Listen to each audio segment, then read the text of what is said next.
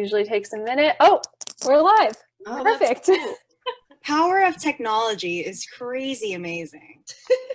Yes, and let's just make sure we should be live in the group. Yep. Yep. Oh, yay. Okay, here we go. I wish there was a way to do IG as well, but we're just gonna. That would be cool. Yeah, but we're good. So welcome everyone. Thank you all so much for joining tonight's roundtable, and we are so excited to be here. And we want to thank all of you for coming on. So if you are on Comment Team Live or Team Replay, and we would love to make sure that you're here. So let's get started. And so what we're going to talk about tonight is everyone's restart journeys, and we're really excited to just have all of you here. And if you have questions as we're going through this, let us know, and I will be checking. But if you have any questions for Kelsey, Paige, Christine, Drew, Chloe, or Jordan, then you can ask, and let's get started. So, Kelsey, if you can describe, first of all, your research journey and how you started to where you are today. All right, so I started in the fall of 2018 with my class. There were 53 of us to start, and the semester was going really well, and I thought I was fine. And then just an unfortunate series of events, I ended up getting really sick right before finals and ended up failing a couple of my finals. And so I ended my semester with 2 C's, which is not allowed in my program. And there was actually 5 of us that semester who finished the semester with grades that were not acceptable for the program. And unfortunately, I was not given the right notification by the school itself. So I just thought I was on probation and reached out to my advisor. And she then replied back with the head of the department saying, "We're so sorry, you're not on probation. You have been suspended from the program." And the head of the program ended up calling me, and I had a really good conversation with her about my options, which was to appeal and ask to continue with the program. But by doing that, I would have to bring my GPA all the way up to a 3.0 in the next semester, which was going to be really hard. Or I was given the option to, request a restart. So based off of my GPA and talking it through with family and the department and everything, I decided to apply for a restart and sent in my letter. And then I got to start over with a new class this last fall, and it's been really great. Just whole new class. I sort of kicked the ball rolling before I even got started, and really connected. I ended up getting very connected with my advisor and with other classmates, and used the GAs a whole bunch more than I did first time around, and just tried to do everything I could to be successful. And I feel like overall it's made me a better student, and in the long run I think I'll be a better PT because I actually understand everything this time rather than struggling through it. That's amazing, and thank you so much for sharing. And we're going to get into the appeal process once we get through everyone so far. And Paige, if you want to share your story as well. Yeah, so I started in fall of 2017, and my starting class was 45. So I'm a little bit different in how I went about my restart process. I started fall semester gung-ho, really excited to start PT school because I was part of a 3+3 program. But I was running cross country for the university that I was at because I was still technically an undergrad. And then I was also working on campus with the custodians at 5 a.m. So I had really long days and I guess I wasn't giving as much time to my studies as I'd like to. And eventually it got to the point where my exam scores were not reflecting my knowledge. And I started talking to my advisor and the chair of my program like a month before finals. And I was like, I don't know what's happening. I go over my exams, I talk to tutors, and I'm not going to make it. Because at this point I was at risk for 3 Cs, which is maximum that you can get in the entire program. So I decided to leave entirely 2 weeks before finals. I had to take, was talking to the chair of the program and my advisor so far in advance. They told me I had the option to withdraw and that they would save me a seat in the next year to restart.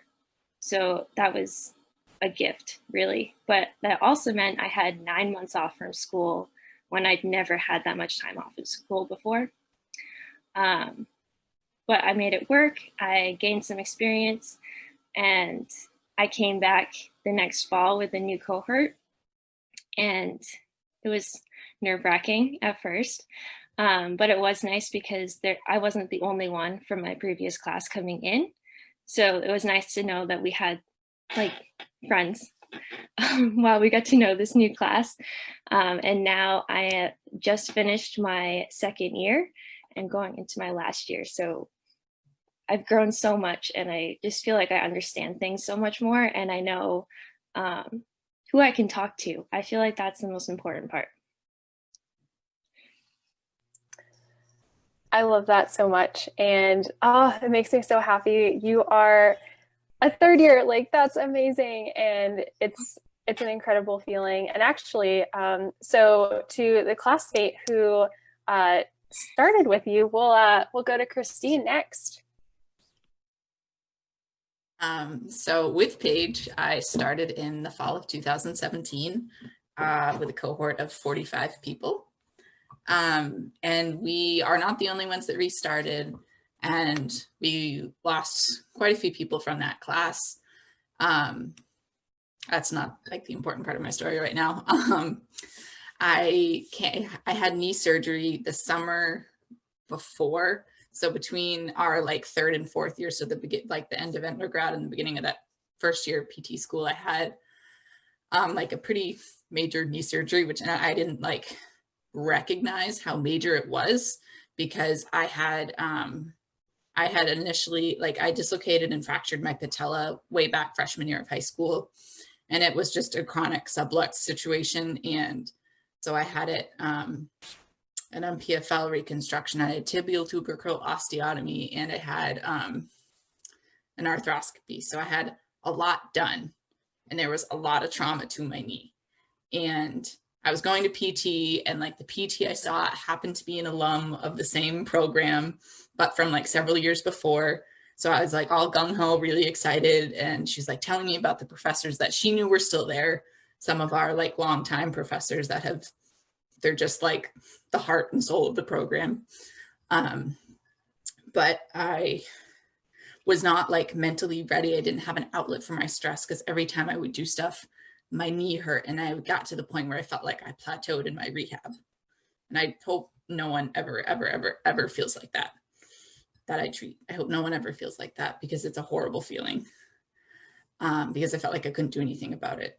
And so I ended the fall semester with 2 Cs, and and then went on. We had a winter term that was like 2 intense weeks. I did well in those because there were a lot of lab and lecture, and it was only 2 classes I had to focus on. And then spring semester rolled around, and I like thought I was starting to get it for like a couple classes. I was like kind of getting better at asking for help, but still not really good at asking for help. And I almost ended that semester with 3 Cs, but instead I ended it with 2 Cs. But that still put me over the limit of 3 Cs allowed. So, and I also thought that I was going to have a second knee surgery that following summer, which added stress into my spring semester. So I was scheduled to go on my first clinical the Monday following graduation in the spring of 2018. But instead, the Sunday morning after graduation, I received an email from the chair of the program telling me that I was dismissed. And I didn't know what to do. It didn't feel real. Nothing felt real. I didn't know what I was supposed to do. It felt like the bachelor's I just received meant nothing. And I just forgot my train of thought. So I appealed twice. And on my second appeal, I was able to get back in. I'll save the appeal talk for later. And it's been a long road, but I took that summer and I really focused on rehabbing my knee, because what I did learn in that first full year, I learned enough to know what I needed to do at the gym, what I needed to do to give myself more strength and work on my mental health, my emotions, and getting more in touch with myself. And I'm definitely a better student because of it. And I know I'm going to be a better PT because of it all. Oh, that's incredible. And it's especially when something, traumatic, like your knee, and just, processing everything. And like you said, like feeling like the bachelor's, it in the moment, it didn't mean much. And I'm so excited for everyone here, but I'm so excited for you and how your journey is right now. Like, oh, no words. I'm sorry, guys. It's so good so far, but we're going to go into the appeal process in a little bit. So, Drew, let's hear your story. So I entered on the podcast. I messed up with the dates too. I was like all over the place. Sometime 2017, we're gonna say. I started the program, and we had anatomy the first semester. It was a struggle. Huge transition from like undergrad anatomy, which I took my freshman year of college, which was in 2009, and then not being in actual school, I was like taking prereqs and working, so that was different. But being in anatomy here, it was like a struggle, and I was like skating by, almost like getting help, but like not as, I wasn't studying like I should have. And so I passed the summer semester coming in, and then we had foundations, and that was the beast that broke the camel's back. And foundations was rough for me. It was like a struggle all the way through. I don't know what it was about the biomechanics, but I just couldn't get it the first time around.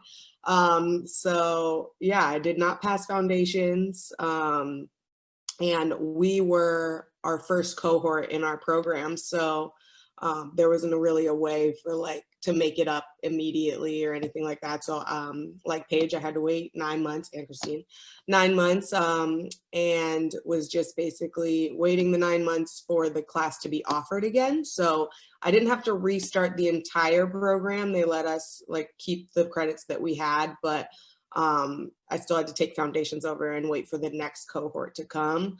So when that came, of course, all the anxieties of who the heck are these people? Are they going to judge me? I don't know what to do, but I'm here to get a degree. So here we are. I was also in a state of coming in with somebody else. So that was a blessing in disguise, that we were both anxious, but we got to hang on to each other real tight. So that was fine. And so, yeah, we just basically started in 2018 and then continued our way through. Luckily, the cohort that we joined was amazing. So they've been an amazing support system this whole time. So that's been awesome. And yeah, here we are entering our 3rd year of physical therapy school. Spirit fingers. Yes. Oh my gosh, that is so just so exciting. And going in like you said, with Christine and Paige and Drew, it's like a blessing in disguise, especially when, you know, there's other people from your previous cohort who are restarting with you, and you have them, and you just have that, you know, closer relationship with them because you're going through this together. And you don't feel like when you go see your new cohort, you're like, I really don't know anybody. I know you, so we're going to partner up for everything. So, not to say, like, yeah. for people starting by themselves, like, stay motivated. Yes. You know, you just never know, because I was in a cohort and they ended up being great. So you just never know. Keep an open mind. Don't try to go study by yourself, because that's not how physical therapy school works. Exactly. That's so true, though. But thank you so much for sharing. And Chloe, if you'd like to share, that would be great. Sure. So I'll give you guys the sweet, short and sweet version. So my PT journey was a long one. Should have finished in 3 years, finished in 4.5. Because my first year, I went in super gung ho because it took me 2 application cycles to get in. I was like ready to go when I finally got in. So I took off running. I was president of my class. I was involved in everything.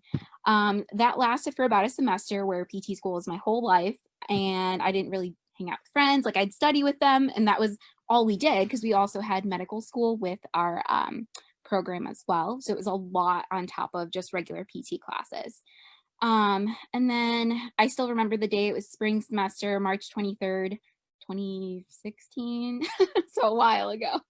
But yeah, so back then, and I basically was like, I'm so burnt out. Like, my mental health took a hit. I was taking on so much that I'll talk about like it more in detail later. But I went to my advisor and I was like, I need a break. Like, I can't do this anymore.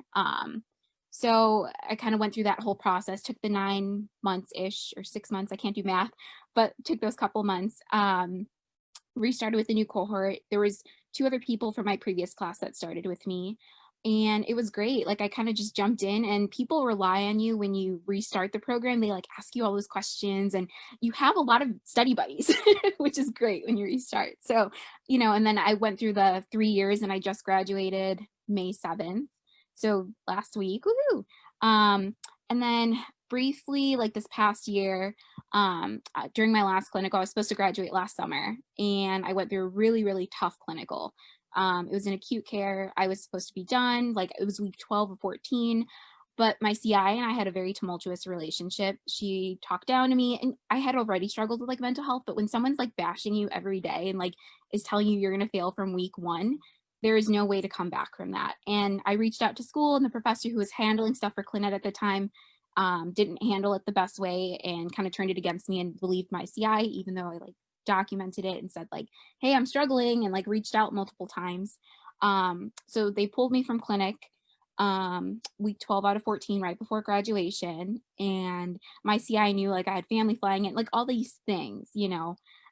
So I was told I wasn't able to walk, and then like a week and a half before graduation I was told I was able to walk, so everybody booked flights and came down. I still walked, and then took this 1-year journey of restarting, and I finished my clinical, did everything, and now I'm back home in Chicago and started Healthy Digital, which is super fun. So yeah, I mean, everything happens for a reason. So I think everything kind of culminates, and it leads you right where you're supposed to be. So true. And, you know, you're right. Like, although this journey, it's a winding journey, but you are where you're supposed to be. And, you know, this all happened for a better reason to where you are today. And that's amazing. And so glad like you graduated. That's amazing. So shout out to class of 2020. And Jordane. Hi. Okay.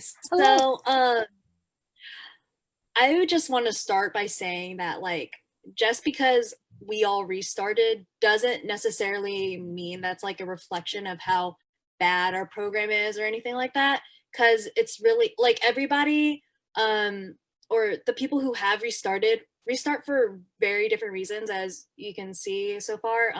Some are medical, some are like mental health, some just straight up leave because they think PT is not for them anymore, and that's totally understandable. For me, I graduated with my bachelor's May 2017, started PT school fall 2017. Since the beginning of PT school, I was just like study till you make it, and like barely passing classes with B's for some of them. And after the fall semester, a lot of people in my cohort had to leave for several reasons, but I still stayed, and I stayed strong until summer 2019.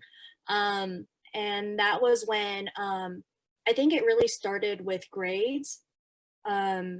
So basically what happened was I failed a midterm, I failed the practical. So I talked to the professor of that class, and he was saying, like, talk to the dean, like figure out what you need to do. And at this time when you have these grades that don't necessarily reflect your knowledge, you kind of start to doubt yourself, and anxiety started coming up. And I've never really experienced anxiety in this way of like, it affected my appetite, it affected like stress levels more than ever before. So yeah, so I was already failing one class, and then there was another class that I was pretty much on the brink of failing. So after talking to our program chair, I decided that I needed to take a break and leave. I did finish out the semester with the 2 classes that I was still in, and I did fine in those. But pretty much I took a 9-month break. I went to counseling. I started observing at a clinic. I kind of studied here and there, like looked in the MPTE score builders book for a bit, and like looked at my old notes. And yeah, and I took that 9-month break, which is a long time, but I just started classes 2 weeks ago. We're in our 2nd week. So it's weird to say. I'm in my 2nd year still. So I'm like an extended 2nd year student basically.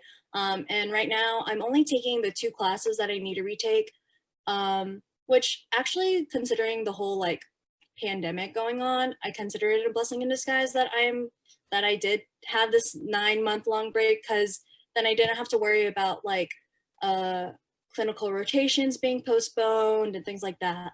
I don't have to worry about graduation per se, and like taking the boards right now, which personally I'm fine by that. And it is unfortunate for the classes that are graduating this year, but for me, like, I consider it a blessing in disguise. And right now, online learning is great right now, and I have all the time in the world to manage. So, yeah.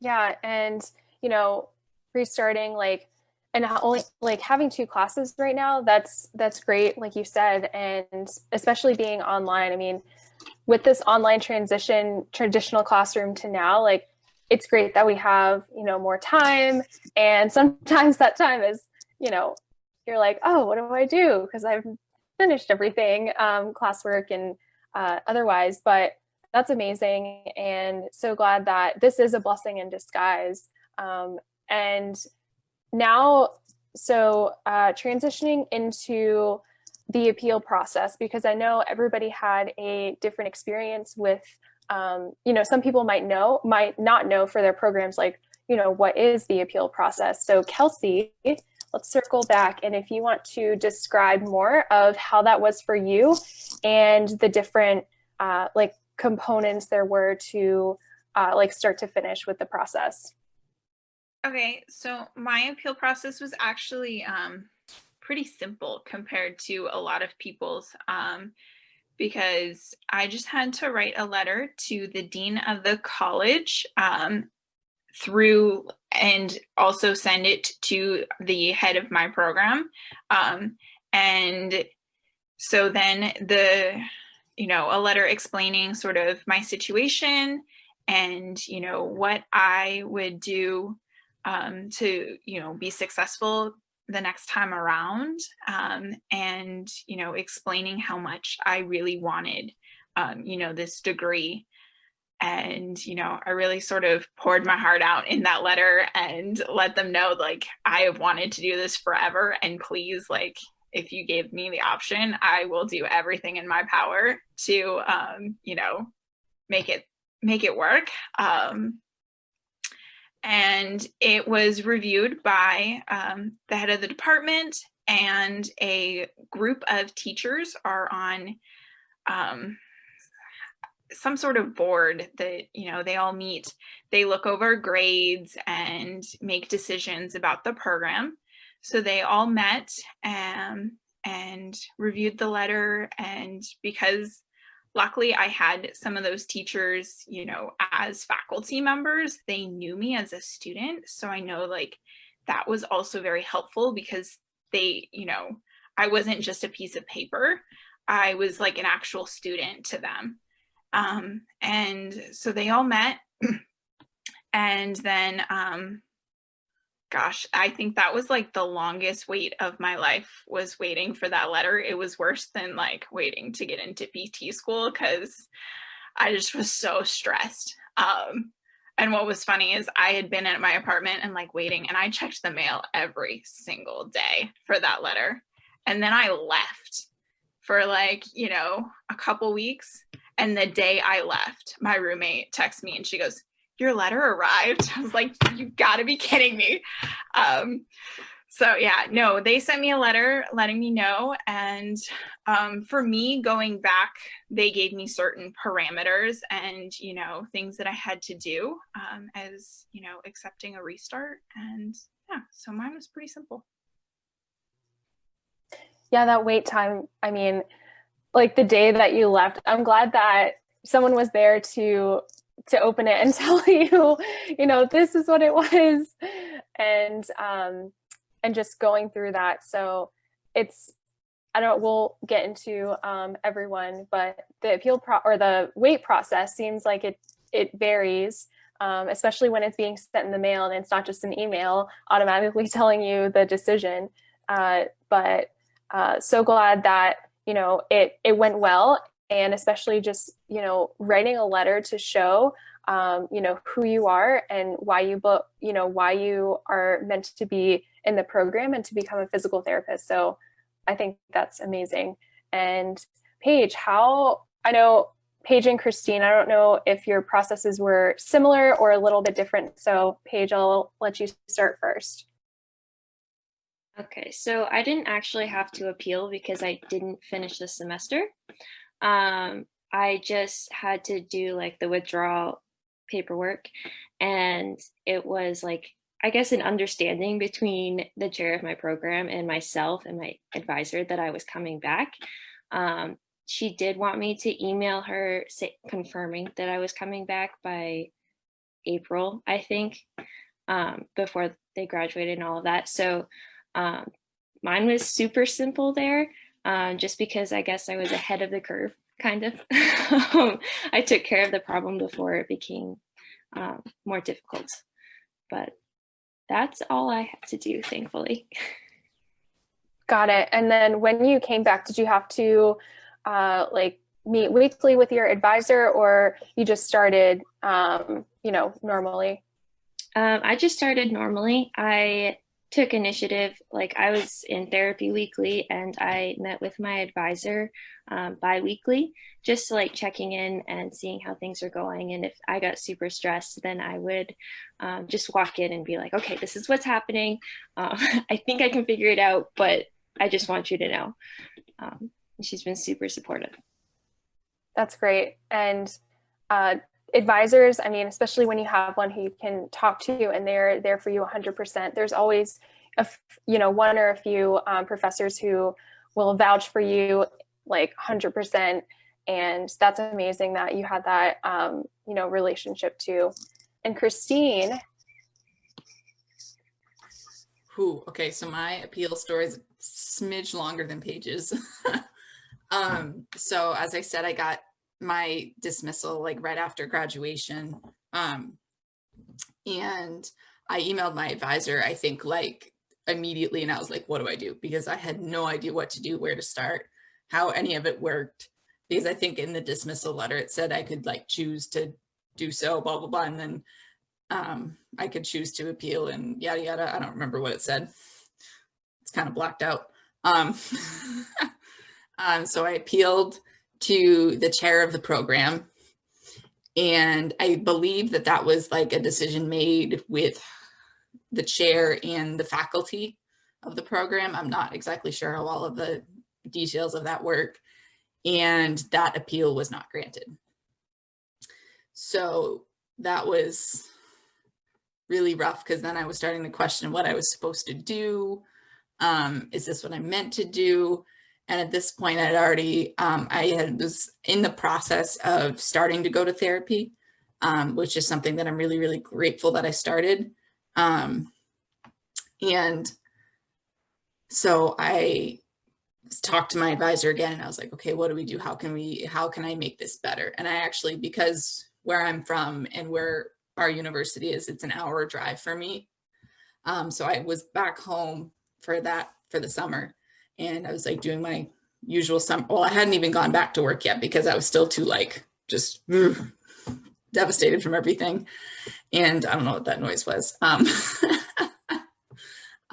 So I went up and I met with my advisor in person, and like I went into like the PT student handbook. I went online, looked at like the university's website, because I was trying to figure out like if there was like a loophole, because there was like a weird thing about like they might give exceptions if, you know, one of the C's was gross anatomy, because it was a really big bulk of the credits.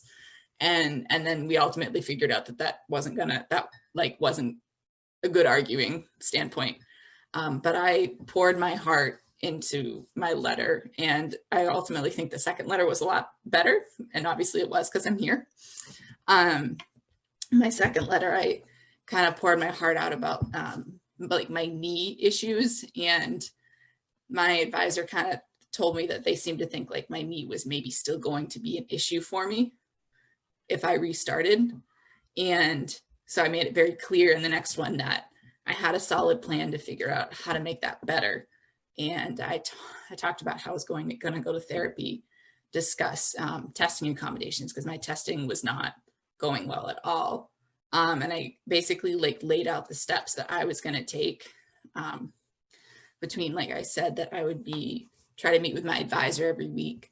I met with someone in the Center for Student Success at our university, and I meet with her pretty regularly too. I was going to take more advantage of the tutors and stuff like that. And what was the other things? And then the whole, so when they granted my appeal, my second appeal, which I had to appeal to the dean, which was even more nerve-wracking because this person doesn't know me, and I didn't know how that process was going to go. So I was really, really nervous when I got that letter in the mail, and I had to sign for the letter so that they knew that I got it. And we weren't home when it arrived at my house, so I had to go to the post office the next day and go pick it up and sign for it. I was like, and I was like home alone. I was like, I don't know what I'm going to do. Like, what if this doesn't let me back in? So that was an emotional day. And so they allowed me back in. I was able to retake the classes that I got C's in. And also when I restarted, the curriculum changed. So that was fun. So the curriculum changed. So like there was a couple classes I wouldn't have really needed to retake, but because of the way they mashed up some classes, I still had to retake them anyway. But they also moved anatomy to be an all August course. So I had between beginning of May of 2018 and August 1st to get my crap together enough to be able to restart. And that was a lot. So I'm really grateful that I had Paige during that time, because we were like, what's going to happen? And so we just like went into anatomy like gung ho, like, all right, we know this. But we like were able to be like, okay, I remember we talked about this in that class, and like things like that. And that was a blessing. And my advisor knew me as a student too. So that really helped the whole process. And anytime I was like really struggling last year in that first year of restarting, and even now, like anytime like something doesn't go well, my advisor's like, I will fight for you to stay here. I know there's people that will fight for you to stay here. And it's just been a huge blessing in disguise. Definitely doesn't feel like it for the first several months. Definitely cried a lot telling my story for a long time. I'm probably not alone on that. And that is my very long-winded appeal process. Oh my God. Can I pop in here? Because I can't stay long. You Hey, all are Sarah. so amazing. Oh my God. Like, hearts out to all of you for even coming on here. I'm literally blown away every time I hear your podcast episodes, or we get messages from students because they heard one of your episodes and they're like, because somebody else shared about restarting, like, they felt good about moving forward with the process, even though it was scary, even though no one else they knew was going through it, even though like now they have to reintegrate with another class and do everything over again. And it's scary. They feel courage because you ladies shared your stories. So I just want to say that, and I'll stop interrupting. Now continue on with what the question was. Okay, Drew, how was the process for you? Mine was pretty short. I almost, while they were talking, I was like, what was my appeal process? But I was like, did I have one?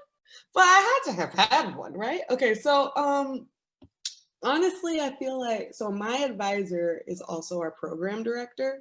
So that's pretty awesome. And he is like family at this point to me. During my 9-month hiatus, I actually worked for his wife at her private practice. And so that was nice to be able to be in like, see the managerial standpoint of a private practice. But yeah, I definitely can feel with Christine on her random noise, because that was me. I'm like, I don't know. We need all the sound effects at this point, because that whole process was like, wait, so like what? Like you told me to go through all of PT CAS and then I can't even make it? Like pause. I have a lot of questions. So anyways, moving on. So I think I checked a box that said, yes, I want to continue, and signed it. And then I sent it to the dean. And with my program director being my advisor, I think he kind of like spoke for me almost. Like he also had me in neuro, so he knew who I was as a student. And I was in his office probably every week, like, hey, what's up? Even if I didn't have anything to talk about. So we're very closely acquainted. So I think I didn't write a letter. I don't remember writing a letter. I feel like I would remember writing a letter, so I'm gonna say I didn't. And yeah, I just kind of waited. I think I waited for the dean to email me. Oh, my program director emailed me. I remember that. She approved it. He emailed me and said, you know, everything's fine. We're gonna begin this time, blah, blah, blah. And then I was just looking for a job, and then he reached out to me when something was available. So that was something that, you know, I just took advantage of in that time, that space of the unknown, but still it was a pretty short settling process of like, okay, well, this is the next step. I think with the new program as well, like with it being the first cohort, it was kind of the unknown of them as well. Like, how do we deal with students like this? Like, how are we gonna go about it? So we were like the guinea pigs of that.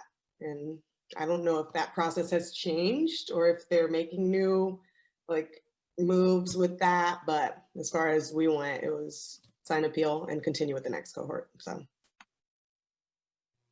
Got it. Okay, so yeah, just, you know, signing a piece of paper, and that's great that your advisor is the program director, and like we said earlier, just someone who can vouch for you 100% and always be there for you through the process, whether it's really short and you just sign something, or really long where you have to wait and something's mailed to you.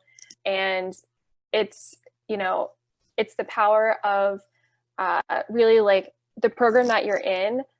People truly care about your well-being and about you, like making sure that you start and you're okay and you're ready. So I think that's such a huge thing.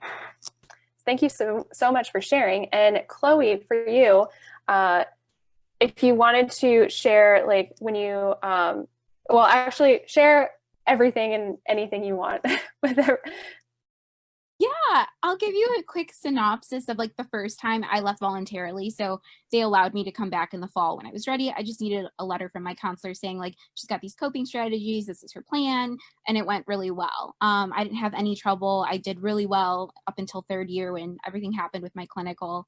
But yeah, I I think it's a really long story, so I'm going to do it really short. But what happened was my CI at the time didn't think I was being safe, because there were times like my anxiety would get so high with her watching or saying like, you're going to do bad when you go see this patient, or just like putting me down right before. And it makes you very high anxiety. And this is not the case for everyone. So no, I hope no one it's a very far and few in between. So she basically told my program, because I told her in confidence, like, hey, like, I don't feel safe going, not safe. I don't feel comfortable with the ICU. It's a space that I feel like in a couple years I'll feel comfortable. I was like, but on the step down units, I feel great, like on the floors. She went to my program, told them that, and then they thought that because of my anxiety, I wouldn't be safe in like with patients or something like that. And it led to this whole catapult of things that I had never experienced before, because I had, it was my last clinical, like I had done everything. So it basically led to a lot of meetings with my program director, constant, and I paid tuition for this whole semester that I did nothing. And I'm being candid with you guys because I'm done, so I can be candid about it. So it was basically tuition paid for meetings, and then wanting me to come up with like a learning contract to come up with different ways that I'll do it. But ideally they knew what they wanted me to do, and it took a whole semester for them to tell me that. And so I wasted a lot of money doing that. That was part of the problem. And then the second half of my appeal process, I didn't have to go in front of the dean or anything, luckily, but the second half of it was they wanted me to report to this thing that basically people who have like drug issues or tolerance issues, things like that, have trouble with, that follows you throughout your career. So you have to tell like everybody that you work with that you're in this program, basically. And it's a very weird program. So I don't mean to like scare anybody, but I was like, I'm not any of those things. I just it was situational, like the whole anxiety thing, like, and everybody who knew me outside of the program, like knew that. And like, it was this big thing. So I had to write a letter, meet with the dean, like the director of the program. And I won't lie, like I cried while reading that letter. I had to read it to her. And I was like, this is my whole life. I was like, I had residency planned. I had a job lined up, and all of that got taken because of one person's opinion. And like, you guys have known me for a long time. So it was like this big process, up and down, up and down. And then basically I remediated. They wanted me to do some practical stuff, a couple like tests, etc. And then I did it and I passed. And personally, I don't feel that my appeal process was fair to the situation. And I feel like everybody's is different. And I think some schools do a better job than others. So take it with a grain of salt and look into your school's processes, because there's always someone to guide you as well. There is someone, even if someone doesn't tell you, there is. And one thing I wanted to bring up, the ombudsman is someone at every university who you can go to and ask for help that is, non-biased. So there's always someone to help. And hopefully my thing didn't scare you guys, but I just wanted to be candid about it. So.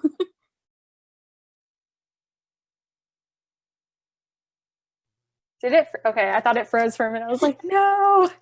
But no, it's, thank you for sharing all of that, because like you said, every program is different, and just being able to be open about it, and open about, I paid tuition just to go to meetings and read a letter and, not feel great. But yeah, like you said, we're all going to have different situations, and it may be with clinical rotations. And that's, it's really like depending on your CI, and not everyone's going to have a great CI. You're not going to have a great relationship.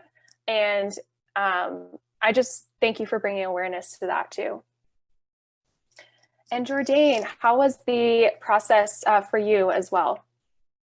Yeah, so when I initially talked to my program chair about taking a leave, she told me to talk to different people. So one was like, kind of like the person you go to for like student study tips. And then there was another person who is in charge of like ADA. And so I talked to those people because I think it was trying to figure out whether I needed to take a medical leave or a personal leave. And for our program, you fill out a form, you note if you're taking a medical leave or a personal leave. You also give a date on like when you're estimated to come back. But anyways, with a medical leave, you're required to get a letter from a medical professional stating why you're taking a medical leave. So I think for Christine's case, that would make more sense. But for my case, I ended up taking a personal leave and just writing a little blip of like things that happened, like that I wasn't capable at the moment to go on to be a successful student. And then during the break, when I was in the process of coming back, I sent an email to my chair just to make sure, like, hi, so I'm interested in coming back. She emailed me back. We met via Skype because Corona happened. So it was a lot of it's a lot of a verbal agreement, I think, with my appeals process. So the program chair met with the faculty of the program. They met because just because you want to come back doesn't necessarily mean that the faculty will, accept you. And so I was very nervous when I was going to talk to my program chair about coming back because they found my blog. So during the 9-month break, I made a series of blog posts, just kind of like letting out my feelings and then talking about what happened in hopes that somebody would find it inspiring or like relatable. So the faculty read my blog and they weren't necessarily too impressed per se. So, and a lot of things happened since I wrote that the last blog post, which was like in December. So, and then it was like in February. So I was like, I've changed so much since then. And so I explained to her like the things that I would change from when I was there before, like study patterns and studying with other people and just a bunch of different things and like coping strategies. And so when the chair of my program said that the faculty agreed to let me back in, I was just like relieved, like a weight was lifted off of my shoulders. So pretty much it was just me finding the form on the school website, filling it out saying, hey, I'm returning, and then also emailing it to the proper people. So the form has to go through the chair to approve, and then it also has to go through the Department of Student Affairs to approve. So then after that, they were able to lift off my hold for registering for classes. And so for a while, I wasn't getting really a response and I still had a hold. So it was a lot of initiative to like email and be like, hey, did you send the form? Hey, did they approve it? Like, because this is my end, like, and I get it, part of it's like Corona, and so the process is kind of slow because everybody's working from home. But I will say that trying to come back takes a lot of initiative, like not only like keeping teachers accountable, but also like proving to yourself that and to the program that you are willing to come back and that you've changed. And I think because of the whole time when I was in PT school before, like I would always go to faculty to review my exams. If I was struggling, I would always talk to faculty about it. And so I think that was a really big like characteristic, I guess, or proof, evidence that they were willing to let me restart where I left off. So I'm so proud of all of you. Like, I'm just so blown away every time. I just want to give you all a big hug. I wish we were all doing this in real life right now. That would be, well, Kelsey, I'll just go over to the room. But if you guys don't know, Kelsey's my roommate. But we're moving this week. That's a whole nother story. So last question. I gotta head out after this, but I'm gonna watch the replay of all your answers. So Kelsey, we're starting with you.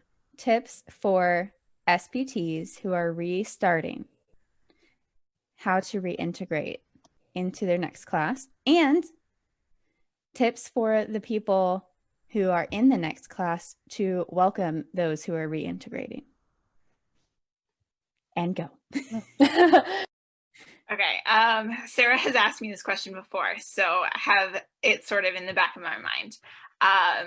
So for me, tips for students coming in, remember that like you're not the same student that left, and that time has, let you change and to try different things, because what you did the first time around might have worked for some things, but not for all. So try something new, and be willing to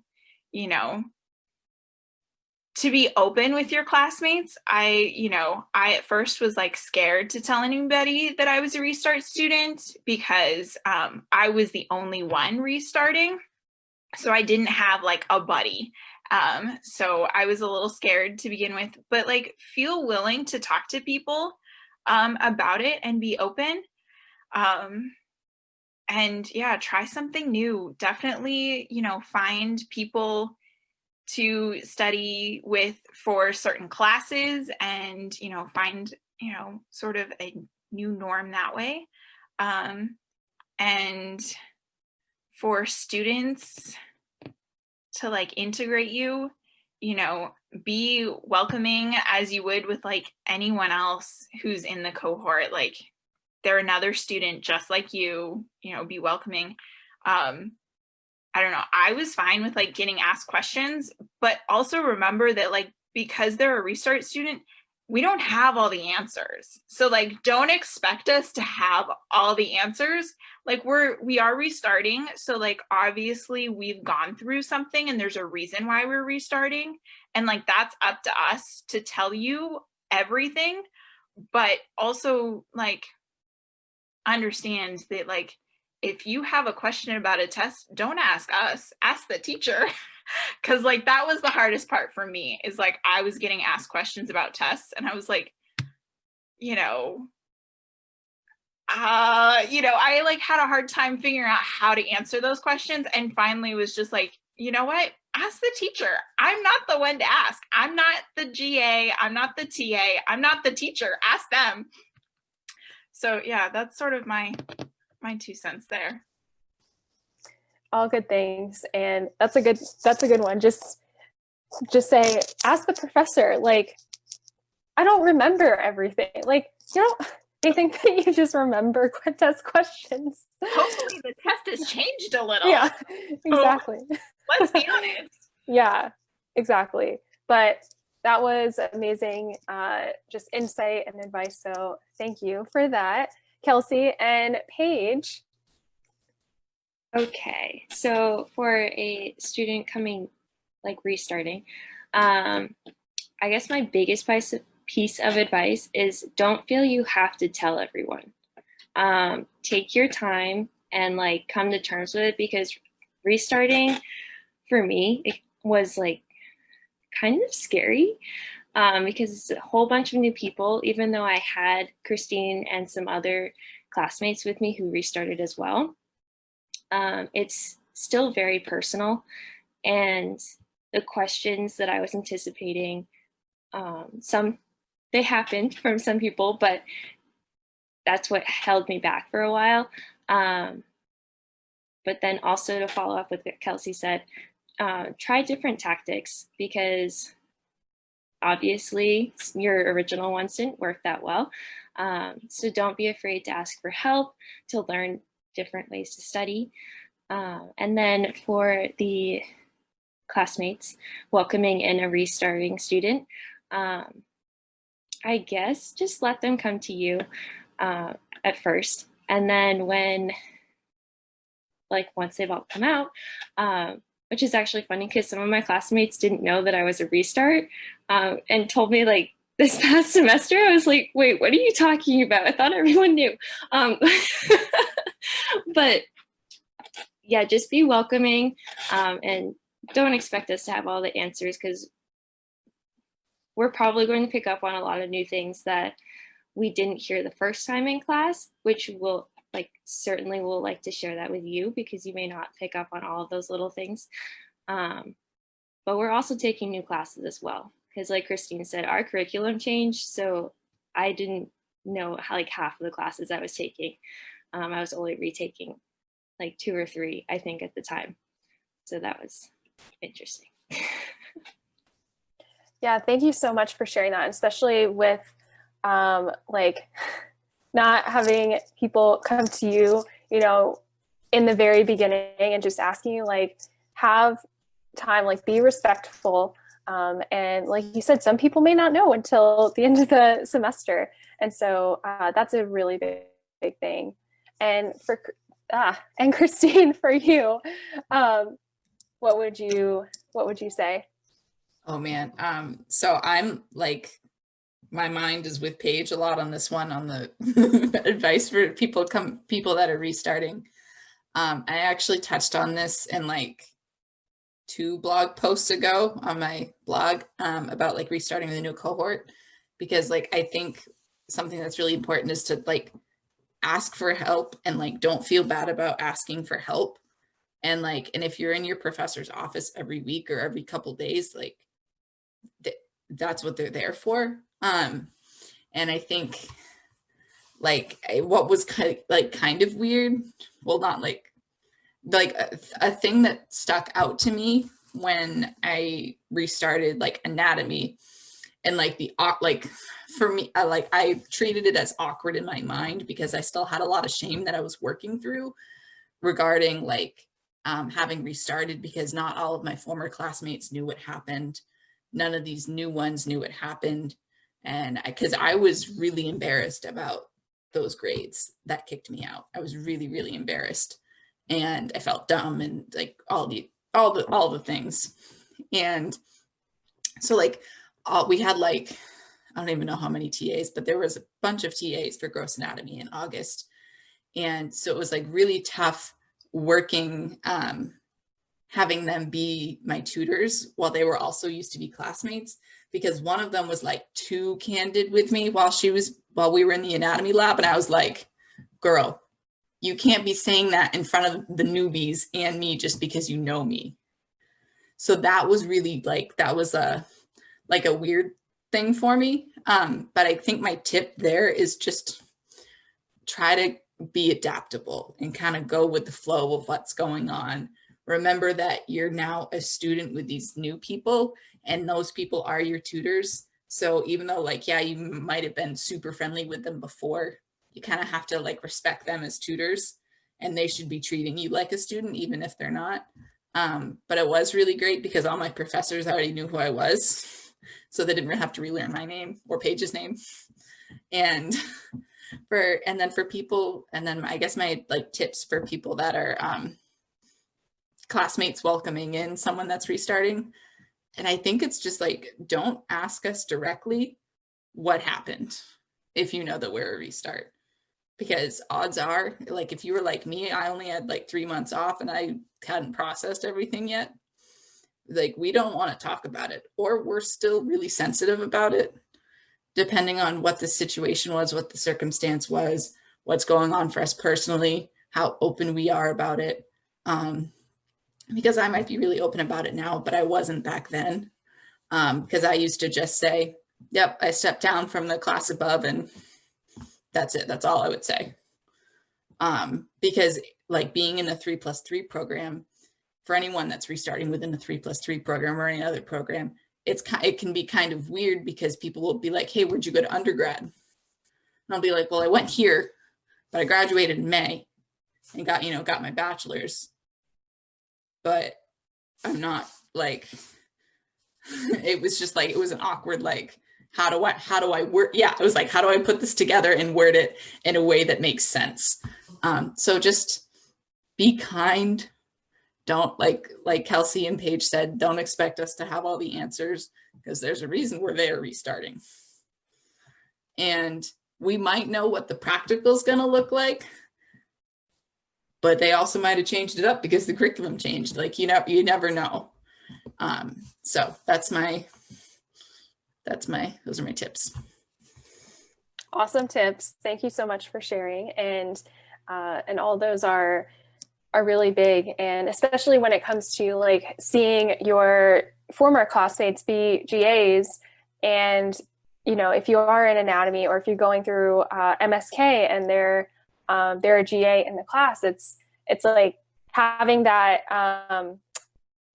relationship, this is, you could still be friends, but like you said, not just outwardly speaking, and even like asking around your new classmates. and just establishing that early on. So thank you for touching on that too, because I think that's important. And Drew, for you, what advice would you give? To people restarting, I would say just stay positive and don't isolate yourself, because you need to study with people. Like, you need to find your people. So you got to do it some way. Like, it might be awkward for those people to come up to you. So maybe be the person that opens the door. I also would say to the people who are welcoming in people who are restarting is be kind, I guess. Yeah, like what you guys said, be kind, because we're sensitive right now and it's hard. But also just, I mean, like you guys were saying, don't ask me all the questions because I don't know. But at the same time, like, we do know some stuff, but my disclaimer was like, but I'm here for a reason, so don't don't take all that I said to heart, because I might be wrong. And sometimes I was wrong, or things changed, and then they're looking at me like, well, now we know why you're here. Like, don't judge me when you're the one who came to me for the questions. Now you're hurting my feelings, and I was just trying to help you. So that's just a little experience that I experienced and would like to share, so that somebody from either side can take that and go with it. Ooh, that was good. Mic drop on that. Like, seriously, that was huge. And you have to, you just have to say, like, maybe wrong. And then that's why you go to ask the professor. Like, so anyway, thank you for sharing that. And Chloe, for you. Yeah. I was taking some notes because y'all brought up some really great points. I think the first thing I want to say is that you're not less than anyone for having to repeat. You're still on that same playing field. And my biggest piece of advice, I know we all process and do things at a different rate, is to give yourself that time, but it's not the end of the world, because there's still a path in front of you and you can do it. We're all proof of that. It's just about how, for me, it's perspective. Like, this really bad thing happened to me, but what am I going to do to like flip it? How can I see the positive? Even though it's so hard to see silver lining sometimes, I promise you there is a small one, and cling on to that, because that's what's going to pull you through. And then your story can inspire someone else. So you might not be ready to tell it today, but one day there might be someone that you cross paths with that needs to hear that. And I think counseling is a great addition. I think physical therapy school is very draining. And there's nothing wrong with needing that mental health break, because it's for you. It's like working out. You're working out your brain. So and I think that's all I took notes on. It's okay to have a complicated story to your physical therapy journey, because like, I know we're all like, well, I started this year and but it's okay. Like, you can be honest with that, and just, I found that with my journey, that honesty has got me far, and people really have been like, wow, like, that's really cool. Like, I didn't know that about you, or you know what I mean? So it's okay at the end of the day. So I'm really proud of all of you guys. Oh, I love that so much. And like, everyone's story is unique, and it may be, there's going to be things woven. Is that the word? Woven in. And, it's just taking that time. And just like you said, sharing your story when you're ready, because so many students need to hear it, and they may not have been ready to share until they hear something like all of you have said. And it's that one moment where they're like, okay, I'm ready to share what I went through, and keep inspiring other people. So thank you for saying that. And Jordan, for your pieces of advice. Yes. So I think my welcoming in is different from everyone's. So being a second year SPT coming back in, I kind of already know the cohort that I'm now joining already, since they were first years when I was a second year. So I want to say I know like 95% of them. So faculty and students just welcomed me back with open arms.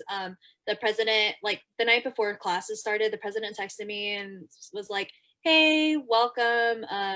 Do you want me to add you to like our class group meets?" And I was like, "Yeah, sure." And then she was like, "Hey, everybody, welcome Jordan." And I was like, "Hey." And then I just pretty much laid out like a full disclaimer of, "Hi, like I think I know most of you, but if you don't, I hope to get to know you soon." So, like I kind of went through like a quarter life crisis, but now I'm back. And since the whole pandemic happened and like since I've gone, like teachers have changed, the curriculum, the structure of the classes kind of changed, especially the ones that I was retaking. So definitely don't ask me to help you in those classes because I'm pretty much just starting new, like all of you. But I feel like I'm also integrating myself into the class, like making more efforts. But personally, that's me because I'm an extrovert like that. So I know during this time of online learning, it's kind of hard to contact classmates in a more freely basis. So someone was initiating like a brown bag. So people get on like separate Zoom meeting calls and like talk during lunch hour. And so I've done that once. And so I got to know some of my classmates that way. I would say as a student restarting, definitely establish healthy habits before you come in. Wellness is like a really big thing for me, and I know a lot of you. So like exercise, like meditate, that's what I've been incorporating, go to therapy, like do whatever it takes to get your mind and head in the right space. Also be patient. For me, as like being a half-time student, I have more time to learn some of the more difficult concepts in classes, and so for my peers that are full-time, they're still trying to master everything. So for me, I have to practice patience and like recognize that my peers haven't learned everything yet or haven't had the time to learn everything yet. So there's that. And then let's see. For those who are like welcoming a restart, yeah. So I guess it's just read the vibe of the person. If they're not willing to share their story, like don't ask about it. But definitely like talk to them and try to include them in everything. Like if you're gonna hang out somewhere socially, like include them.